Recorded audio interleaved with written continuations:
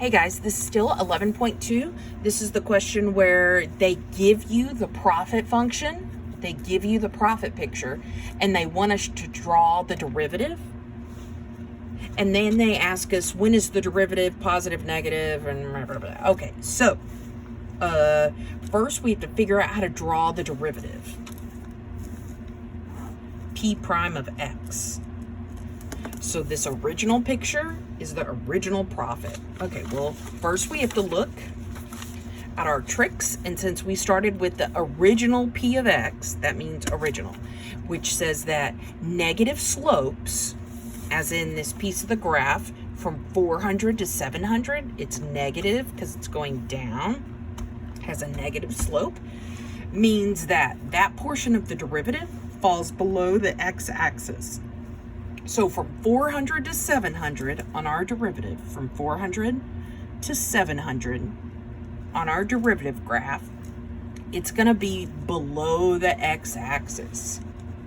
Okay. Then our tricks say that if you have a positive slope, as in it's going up, your derivative is above the x-axis. So from 0 all the way to 400, since my slope is positive, my derivative is going to be above the x-axis.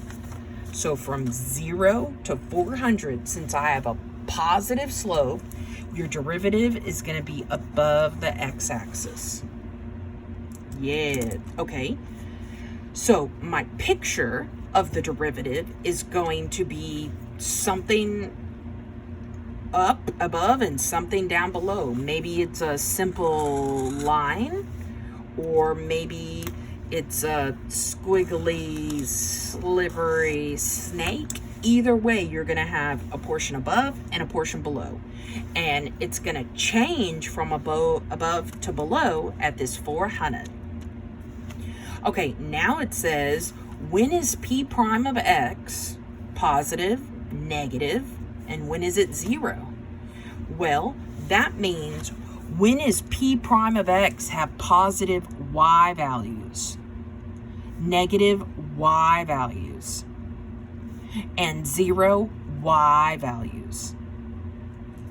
Okay, well, let's see here. We have positive y values from 0 to 400, because then we fall below the x-axis. So we have positive y values from 0 to 400, because after that, our graph falls below. So 0 to 400. Negative is when we are below the x-axis, from 400 to 700. Okay. 0 is when we just have a y value of 0. So on this picture, the y value of 0 is right here, and the part of the curve that has a y value of 0 is right here at 400. When our y values change from positive to negative, we have to go through 0. So we have positive, positive, positive y values, a y value of 0. Negative, negative, negative y values. So we have a 0 y value just at 400. And that makes sense, because if you look at our original, it said we had positive slope from 0 to 400, 0 to 400. We had a negative slope from 400 to 700, 400 to 700. And then we have a 0 slope at the very top of the mountain or the molehill, because if I were to draw a tangent line here, the slope would be 0. Or you can just look at the derivative. Okay, let's keep going.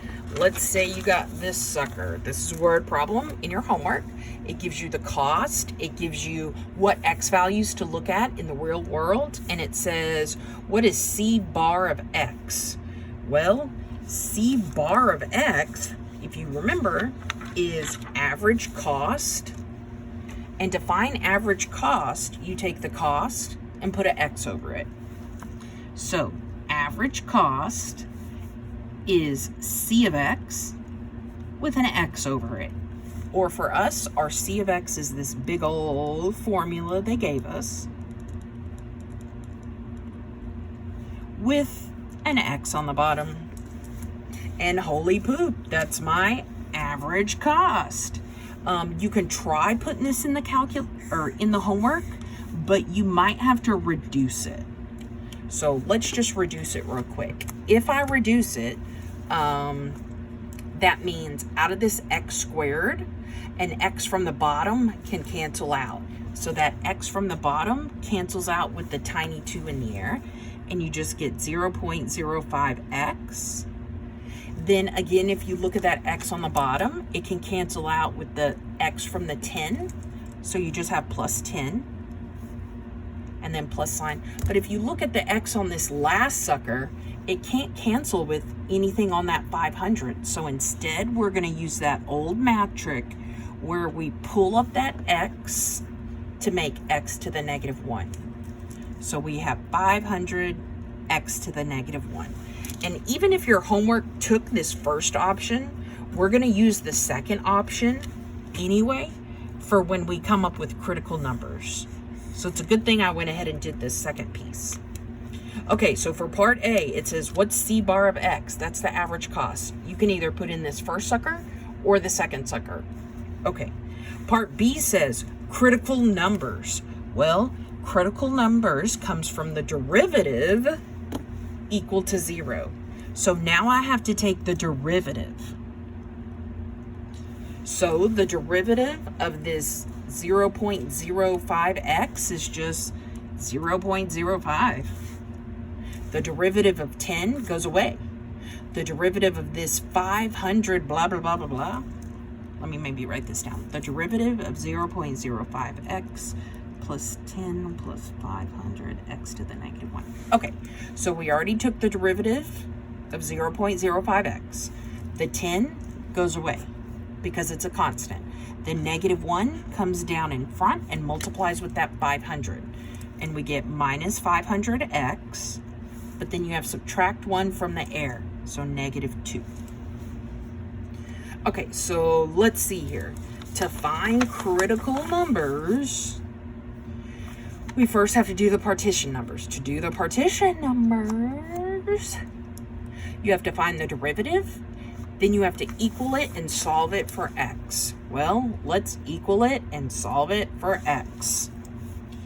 We're going to say 0.05 minus 500 x to the negative 2 equals 0.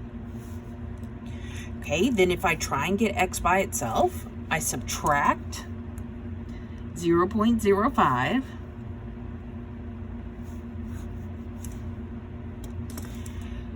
But then something happens. I'm going to end up dividing by this negative 500. Okay, let's divide by negative 500. And then in a second, we'll deal with that x to the negative 2 because that's kind of awkward.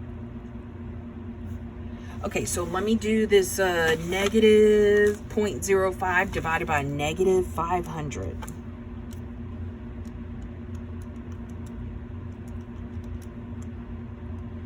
Woo! And I get 1e to the negative 4. What the poop? Yeah, see in my calculator, 1e to the negative 4. That means there's a 1 there. Yeah, okay. And then that means that the decimal of 1 is moved left 4 places. So this means the decimal of 1 is moved left 4 places. We'll take this 1 and put a decimal on it. Now move it left 4. Yep. That's what 1e to the negative 4 means. 0.0001. And your calculator might not have done that, but mine did. Okay, so now what we're going to do to get x by itself, to get rid of a negative exponent in the air, we can raise it to the reciprocal. What the heck? Let me tell you what I mean. Let's say I have x to the 3 over 2 equals 1. If I wanted to get rid of this 3 over 2 in the air, I can multiply it or raise it to the 2 over 3. And then this 3 over 2 and 2 over 3 cancel, because when you have a power to a power, they multiply. And then 3 over 2 times 2 over 3 cancel, and you just get x equals 1 to the 2 over 3. And then you put that in your calculator. So that's what we're going to do here. We're going to put a 1 underneath this 2 first, so I can get a fraction. And then I'm going to raise both sides to the reciprocal of this fraction, negative 1 over 2. Negative 1 over 2. And when I do that, the x's disappear over here on the left, so you just get x equals. And then in our calculator, we're going to put 0.0001 to the negative 1/2. What? Okay, so let's go over that again. If you have x to the negative 3, to make that negative 3 disappear, you raise it to the reciprocal. And this 3 is over a 1.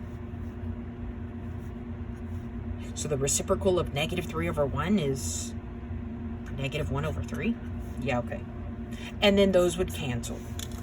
So for us, we had a negative 2, so we raised it to negative 1/2. And then now I'm going to put this in our calculator. 0.0001 to the negative 1 over 2. Oh, and I got 100.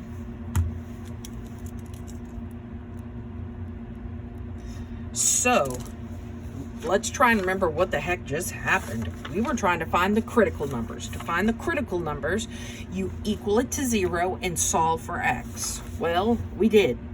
We equaled it to 0 and we got x by itself using some sorcery. Yeah, okay.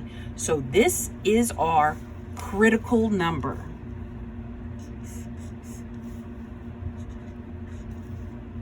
Okay, if you had a hard time following all this solving for x, it also said that I could try putting my derivative into y equals and looking at the t-chart.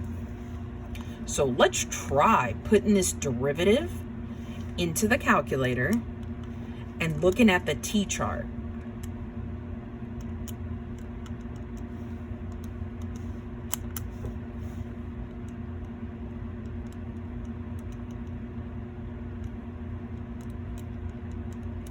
Oh, let me delete all this extra stuff. Okay, so here's my derivative. And then I'm going to I'm going to look for my t-chart. So let me go to my t-chart. Mine's kind of messed up. Okay, so here's my t-chart. And I'm looking for when there's a 0 in the y. Well, if you look, it takes a while. I would go down and down and down, and I would look for a 0 in the y.